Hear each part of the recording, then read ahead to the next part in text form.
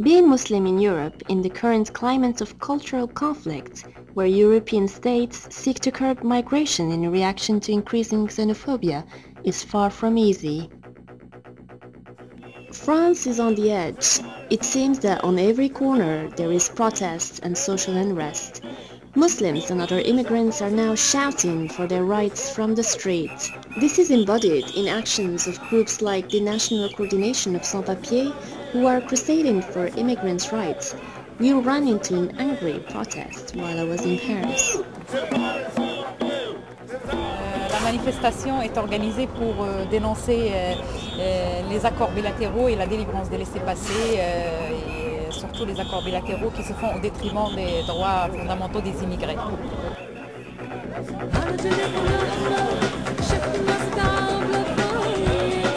Active in many towns around the country, they campaign for the regularization of the many migrants in France without documentation.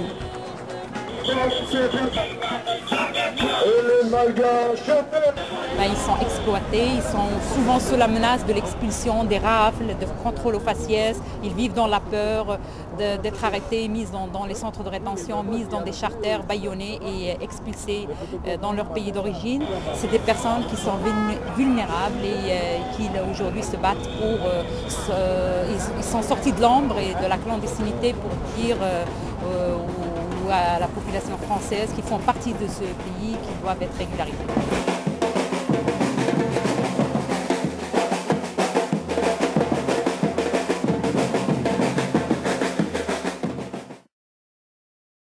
A stone's throw from the Sacré-Cœur is Barbès, a run-down area where many Maghrebians live.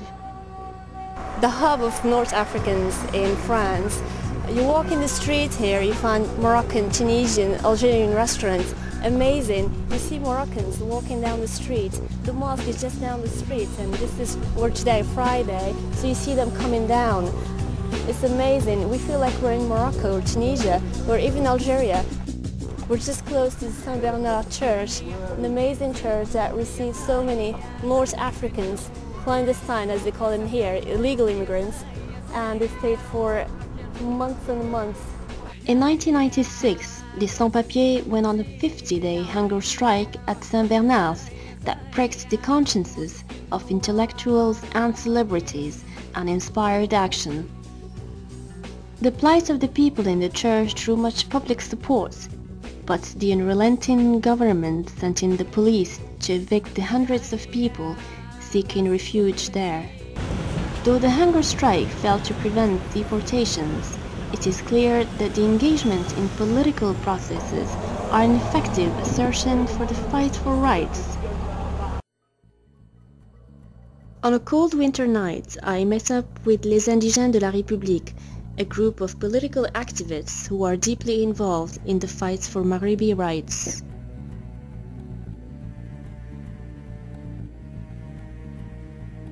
Published in the magazine Les Indigènes de la République, they are critical observers in the debate on Maghrebi issues. Vous avez parlé tout à l'heure de représentation politique maghrébine en bourse.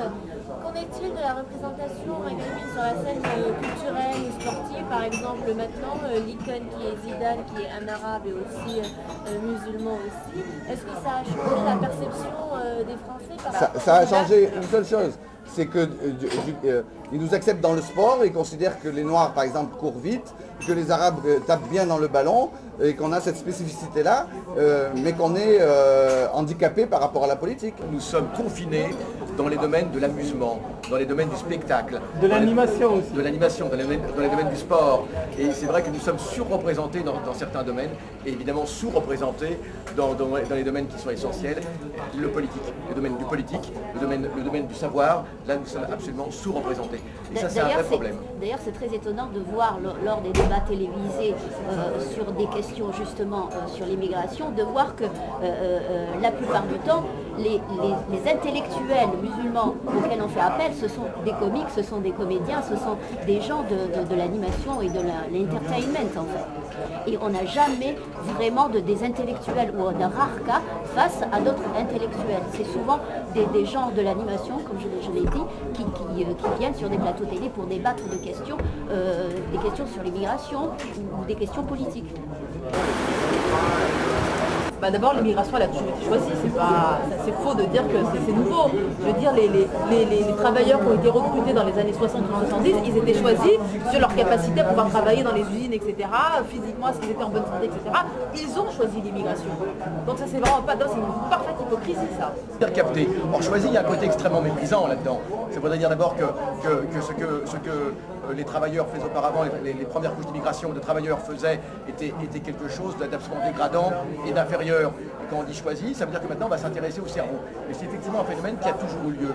C'est que maintenant cette fuite des cerveaux, elle va être organisée. Et il faut savoir que cette fuite des cerveaux, c'est une véritable plaie pour le tiers-monde, pour les pays du Sud. C'est une catastrophe, puisque ce sont des gens pour lesquels cet État n'aura absolument rien dépensé, ni pour les faire venir au monde, ni pour les éduquer au niveau de l'enseignement fondamental, ni au niveau du logement. Et on va donc capter des esprits comme ça, qui vont tomber tout frais, tout rôtis dans ce pays, et on va pouvoir les presser comme des citrons et ensuite les rejeter. Les indigènes de la République's political engagement is one side of the coin. Sociologist Abdelkader Bakri spoke to me about the situation of the youth of the banlieue.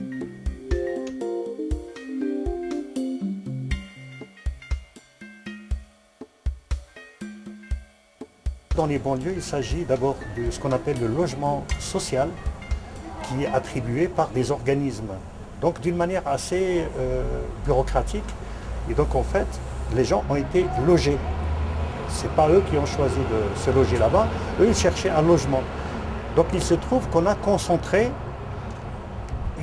des familles de la même origine, de la même culture ethnique.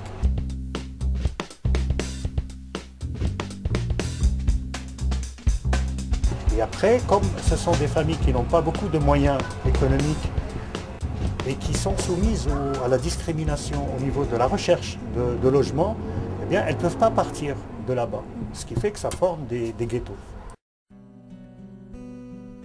Perhaps the perfect metaphor for the Maghribi anger towards French inequity is the symbol of the banlieue in flames. Les nouvelles générations se sont aperçus qu'elles vivaient dans des conditions pires que leurs parents.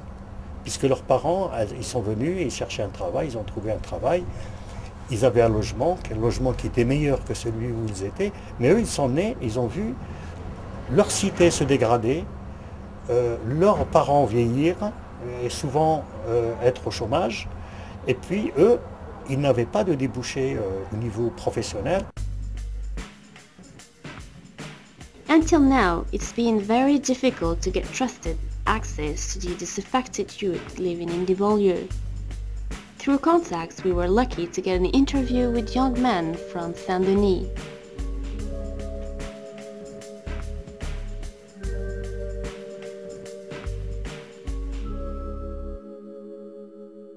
Some of those we were to meet had helped orchestrate the riots. They made it possible for us to walk into the heart of this ghetto in northern Paris. Their frustration was palpable. Pourquoi les émeutes de l'année dernière? Les émeutes.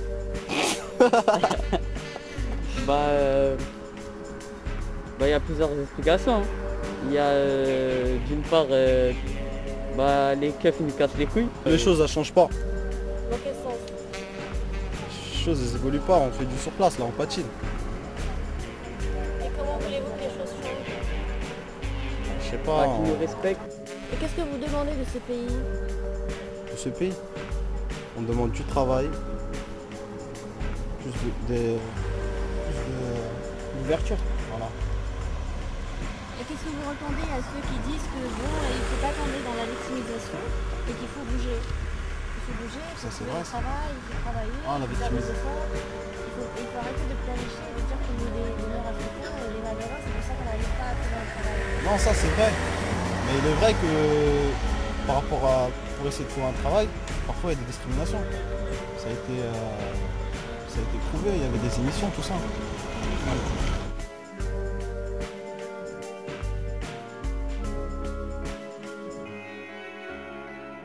Pourquoi des émeutes dans votre propre région? Pourquoi ne pas aller sur Paris l'idée de là les gens qui décident? Ça, faudrait se regrouper. On va pas y aller qu'un seul quartier. Il faut aller à plusieurs quartiers. Un bon nombre de personnes. Maintenant, si on est une quarantaine, une cinquantaine, on va rien faire sur Paris. Autant rester ici. Alors moi ce que je vous propose, toi, tu as déjà un travail et tu quand même participes à des émeutes et quand même il y a cette colère. Alors... Moi c'est pas. Je suis livreur de pizza, voilà. Moi c'est pas ça que je vais faire de ma vie. Moi je vais avoir un vrai travail. C'est-à-dire un travail